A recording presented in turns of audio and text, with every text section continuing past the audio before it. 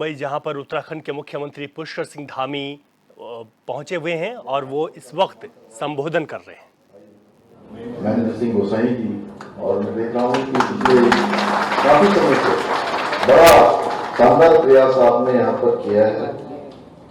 हमारे बहुत पुराने साथी युवा मोर्चा के अभी कह रहे थे, मुझे संजय जी आप ध्यान आ रहा है,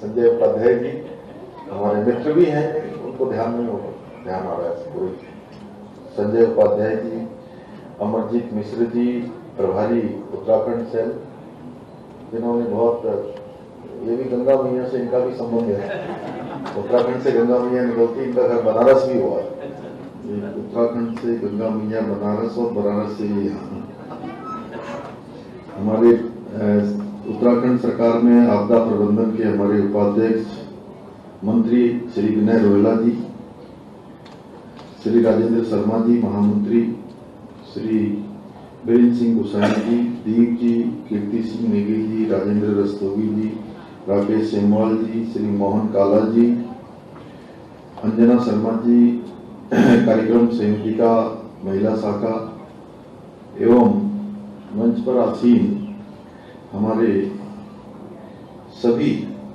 पदाधिकारीगण और इस कार्यक्रम में बड़ी संख्या में आए। मेरे ख्याल से इस प्रकार के कार्यक्रमों में कुछ लोग तो पहली बार आए थे, ऐसे राजनीतिक कार्यक्रम में, जैसा अभी हमारे उपाध्याय जी कह रहे थे। उपस्थित सभी मेरे बड़े बुजुर्ग, सभी माताएं बहनें और मेरे नौजवान साथियों, सभी मीडिया के बंधु, मैं सबसे पहले तो देवभूमि उत्तराखंड से मैं पिछले 2 दिन से लगातार उत्तर प्रदेश के कार्यक्रमों में था और उस दिन बाबा केदार के कपाट खुले थे और आज बड़ा शुभ दिन है, आज भगवान बद्री विशाल के कपाट खुले कोने कोने से आप सब लोग यहाँ पधारे हैं। मैं अभी अनिकेत जी ने बड़ा अच्छा बोला यहाँ पर, मैं इनका नाम ही नहीं ले पाया, जो है कह रहे थे कि जो है जब सीनियर वकील नहीं जाता तो जूनियर वकील चला जाता है, तो हम लोग जो है जूनियर वकील से काम चला लेंगे। तो बड़ा शानदार, इन्होंने ऐसा लग रहा है कि ये कह रहे हम नए नए हैं, लेकिन लग नहीं रहा नए नए हैं राजनीतिक क्षेत्र में। बहुत शानदार इन्होंने यहाँ से बोला है। मैं आप सभी का अपनी ओर से स्वागत भी करता हूँ, आप सबका अभिनंदन करता हूँ और आप सबके बीच में आकर ऐसा लग नहीं रहा है कि मैं मुंबई में आया हूँ, मुझे लग रहा है मैं उत्तराखंड नहीं हूँ। सबने देखे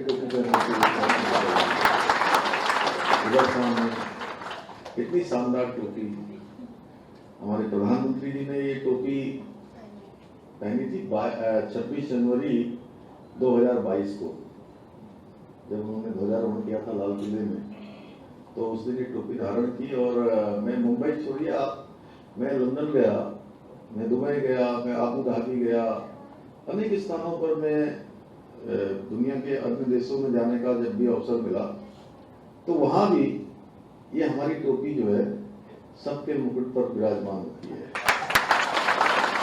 तो ऐसा लगता है कि सब आप सब लोगों के बीच में, अपने पारिवारिक लोगों के बीच में मैं पहुंचा हूं। ये मेरा सौभाग्य है कि देवभूमि के मुख्य सेवक के रूप में आप सबसे मिलने का, आप सबसे बात करने का ये सौभाग्य मुझे मिल रहा है। और जहां लोकतंत्र का महायज्ञ चल रहा है, ऐसे माहौल में अपने परिवार में मिलना, ये अपने आप में बहुत ही एक अलग प्रकार का अनुभव है, इसकी एक अलग प्रकार की अनुभूति है। अपनेपन, संस्कृति और सभी प्रकार की जो मिलना, खाना पीना, रहना, इसकी मिठास ही अपनी अलग होती है।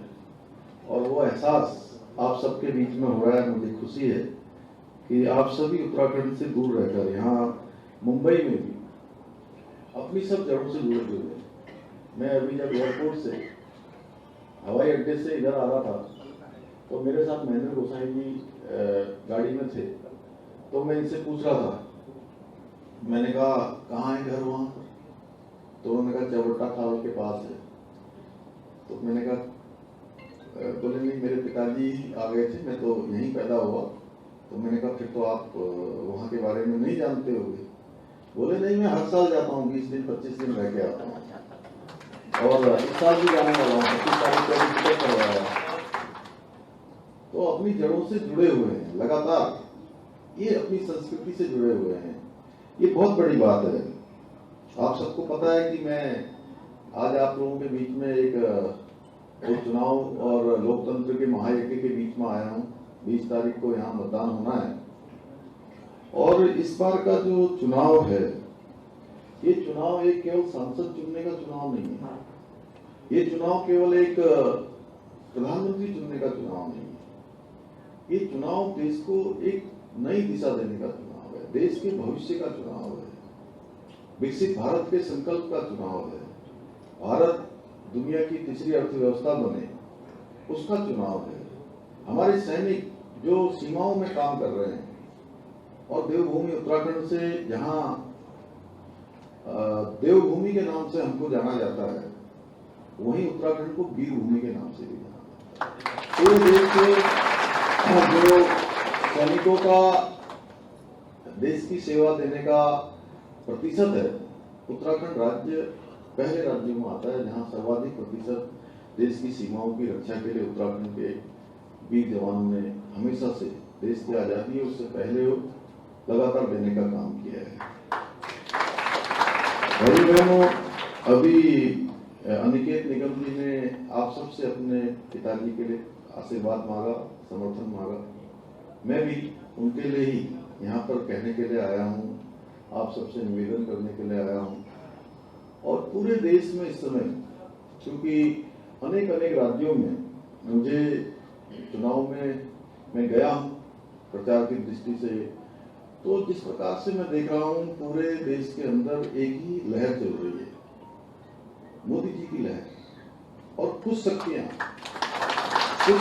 ऐसी भी हैं जो आज विदेशी ताकतों से मिलकर, जो नहीं चाहती कि हमारा देश मजबूत बने, हमारा देश विकसित बने, हमारे देश का जो विकास तेज गति से आगे बढ़ रहा है, भारत का मान सम्मान पूरे विश्व में हो रहा है, वो उनको उसको देख नहीं पा रहे हैं, उनको खटक रहा है।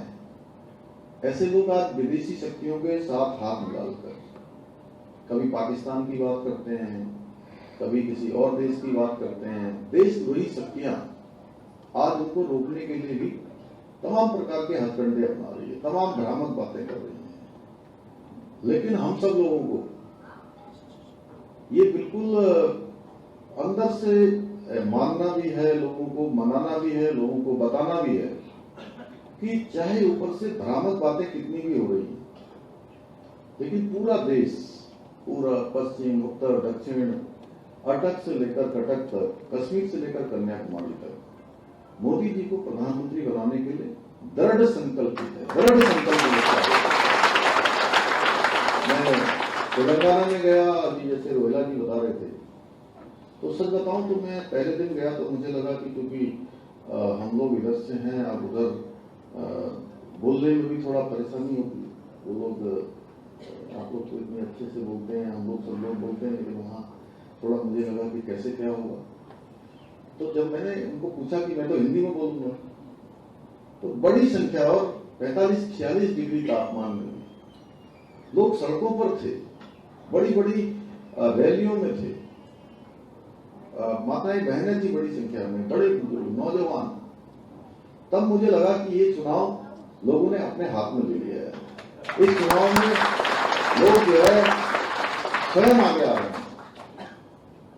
तो यहाँ कोई कंफ्यूजन की स्थिति नहीं है। अगर देश में आप कहीं जाएंगे, कहीं भी, अभी आप हवाई जहाज में जा रहे हो, रेल में जा रहे हो, बस में जा रहे हो, किसी जगह पर आप बैठे हो, अगर आप पूछेंगे किसी से कि किसकी सरकार बनने वाली है, तो वो कोई बताइए विपक्ष में कौन नेता है।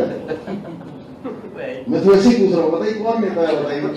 वो उसमें बारात तो निकल रही है, उसमें बाराती कोई नहीं बनना चाहता। जानते हो क्या बनना चाहते हैं? हाँ, दूल्हा नहीं है,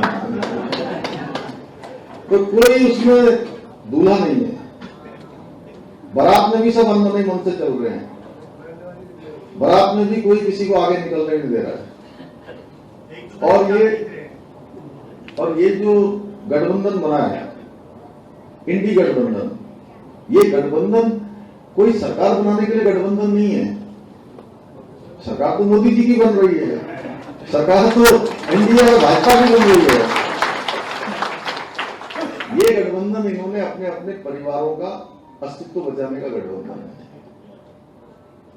अपने अपनी पार्टियों के अस्तित्व को बचाने का गठबंधन है, अपने जो इन्होंने भ्रष्टाचार किए हैं उस भ्रष्टाचार को छुपाने का गठबंधन है।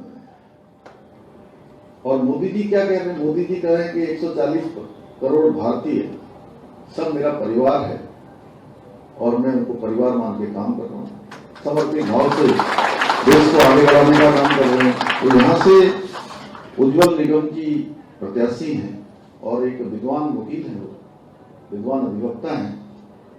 मैं जानता हूं कि उन्होंने हमेशा वो काम किया है जिसके लिए हर एक भारतवासी, हर एक राष्ट्रवादी, हर भारत माता का सपूत, हर राष्ट्रभक्त चाहता था। उन्होंने वो काम करके दिखाया। और अब आतंकवादी अजमल कसाब को फांसी लगवाई, ये कोई साधारण काम नहीं था, जिसको सरकार बचा रही थी। उस समय की जो सरकार थी, कांग्रेस पार्टी की सरकार, हर प्रकार से, इसके साथ ही कई और बड़े मामलों में भी उन्होंने दोषियों को सजा दिलवाने का काम किया है।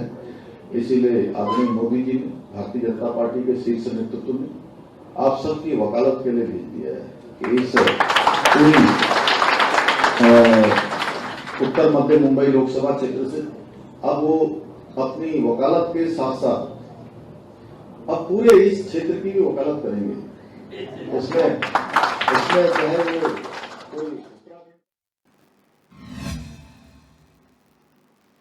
तो मुख्यमंत्री पुष्कर सिंह धामी मुंबई में हैं। मुंबई में वो वहाँ पर तमाम जो लोग हैं उनके साथ बातचीत कर रहे थे। उन्होंने जिक्र किया कि इस वक्त जो इंडिया गठबंधन जो बना हुआ है वो अपने अपने परिवार को बचाने के लिए है, जबकि दूसरी तरफ उन्होंने दावा किया कि इस बार तीसरी बार प्रधानमंत्री नरेंद्र मोदी प्रधानमंत्री बनने जा रहे हैं।